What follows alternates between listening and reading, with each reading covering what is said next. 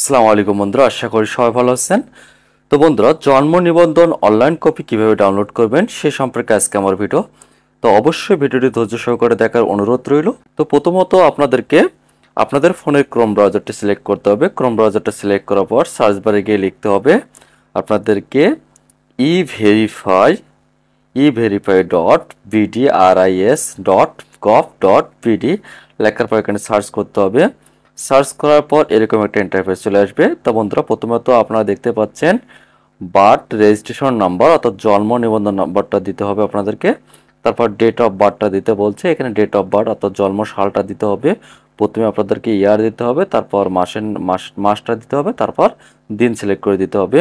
তারপর এখানে নিচের দিকে দেখতে পাচ্ছেন একটা ক্যাপচার দেওয়া আছে। ক্যাপচারটা এখানে দেওয়া আছে যে 80 থেকে 41 বিয়োগ করতে হবে। তাই এই ক্যাপচারটা কিন্তু অনেক সময় প্লাসও থাকতে পারে, মাইনাসও থাকতে পারে, দুটোই থাকতে পারে।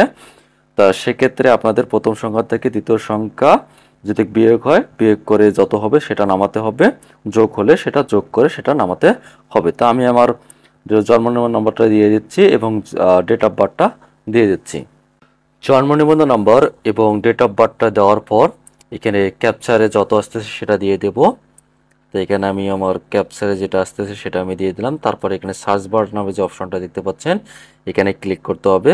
সার্চে ক্লিক করার পর দেখছেন আপনারা অনলাইন কপিটি আপনারা কিভাবে ডাউনলোড করবেন তা এখন দেখাচ্ছি আমি। তা আপনারা উপরের দিকে দেখতে পাচ্ছেন যে থ্রি ডট একটা অপশন রয়েছে, এখানে ক্লিক করবেন। ক্লিক করার পর শেয়ার নামে যে অপশনটা দেখতে পাচ্ছেন এখানে ক্লিক করবেন। ক্লিক করার পর নিচের দিকে দেখতে পাচ্ছেন যে প্রিন্ট নামে যে অপশনটা আছে প্রিন্টে ক্লিক করবেন। প্রিন্টে ক্লিক করার পর একটু সময় ধৈর্য ধরার পর দেখতে পাচ্ছেন কিন্তু জন্ম নিবন্ধন যে অনলাইন কপিটি সেটি কিন্তু শো করতেছে। তো বন্ধুরা, এটা আপনারা কিভাবে সেভ করবেন পিডিএফ আকারে সেটার জন্য আপনাদের কি করতে হবে, উপরের দিকে দেখতে পাচ্ছেন যে সেভ অ্যাজ পিডিএফ, এখানে ক্লিক করবেন।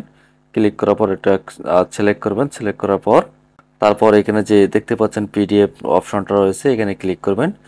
ক্লিক করলেই কিন্তু আপনাদের কিছুক্ষণের মধ্যে দেখাবে যে এই অ্যাপ্লিকেশনটি আপনারা আপনাদের ফোনের কোথায় আপনারা সেভ করবেন সেই অপশনটা দেখাবে। তা আমি আমার ফোনের যেখানে সেভ করব যে ফোল্ডারে, সেই ফোল্ডারটা আমি এখানে সিলেক্ট করব। তো আমি এখানে নিয়ার বাই শেয়ার সিলেক্ট করলাম। করার পর এখানে আমি সেভ অপশনে ক্লিক করলাম। সেভ অপশনে ক্লিক করার সাথে সাথে কিন্তু আমার অ্যাপ্লিকেশনটা কিন্তু সেভে যে ডাউনলোড হয়ে থাকলো। তো বন্ধুরা, এই অনলাইন কপিটি আমরা যে ডাউনলোড করলাম, ডাউনলোড করার পর সেভ করলাম, যে সেই সেভ কপিটি আমাদের যে ফোনে থাকবে সেই কপিটি যদি আমরা কোনো কম্পিউটার নিকটস্থ কম্পিউটার যে যদি আমরা এটা যদি প্রিন্ট করতে চাই তাহলে সেই ফোল্ডারে গিয়ে প্রিন্ট দিয়ে নিয়ে আসতে পারি। তো বন্ধুরা, ভিডিওটি ভালো লাগলে অবশ্যই একটা করে লাইক দিবেন। আর ভিডিও সম্পর্কে আপনাদের কোনো মতামত থেকে থাকলে অবশ্যই কমেন্ট বক্সে জানাবেন। এতক্ষণ আমার সাথে থাকার জন্য আপনাদের সবাইকে ধন্যবাদ। ভালো থাকবেন, সুস্থ থাকবেন। দেখা হচ্ছে পরের ভিডিওতে। আসসালামু আলাইকুম।